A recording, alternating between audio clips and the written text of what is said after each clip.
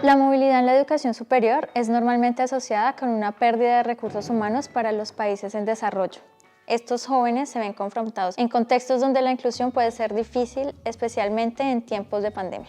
Le cas de mon pays est extrêmement parlant, marqué par le départ des personnes qualifiées et des jeunes universitaires. Mes camarades, surtout ceux qui sont dans les filières scientifiques, partent beaucoup à l'étranger. Cela est surtout dû au manque d'infrastructures de pointe dans notre pays. Après leurs études, ils ont plus d'opportunités d'emploi à l'étranger qu'au Sénégal. Beaucoup d'entre eux préfèrent rester là-bas.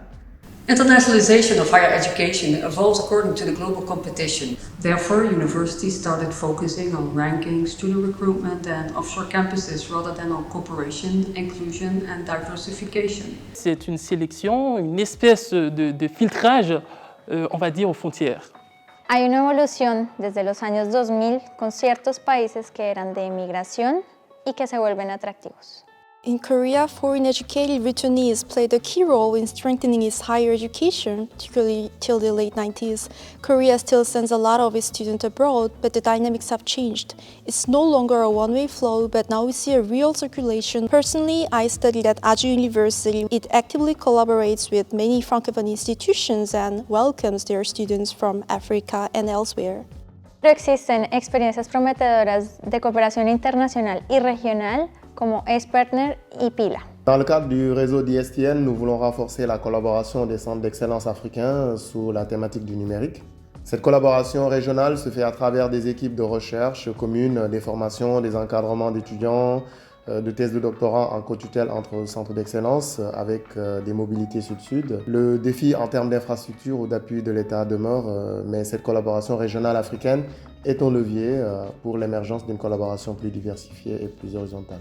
En América Latina, el programa PILA, Programa de Intercambio Académico Latinoamericano, en 2020 se lanzó PILA Virtual, Movilidad Virtual, que incluye a otros países de América Latina, reuniendo a más de 222 universidades. Se trata de intercambios en lo que el apoyo financiero es recíproco entre universidades. Al igual que Ace-Partner, PILA va más allá de la movilidad, buscando el fortalecimiento de las universidades miembros en la cooperación y la formación. Pero la inclusión no es solo internacional, sino interna.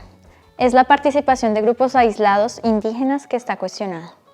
For the last 2 decades, higher education in Brazil has seen an expansion in the number of universities and enrollments. This increase has been underpinned by a policy to improve access to education through a geographic spread of campuses across the country, and also the implementation of financial aid and affirmative action programs that are targeting low socioeconomic and culturally diverse students.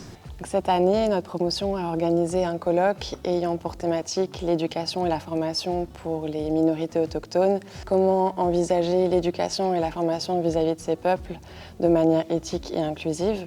Nous avons pu constater en nous penchant sur les politiques éducatives, les pratiques professionnelles et les textes de loi qu'une réponse favorable était apportée à cette question d'inclusion, mais que sur le terrain, les résultats divergeaient. Las iniciativas, tanto institucional como estudiantil, que acabamos de reportar van en buena dirección. Apuntan también al hecho que se deben fortalecer los esfuerzos para la movilidad inclusiva para todos.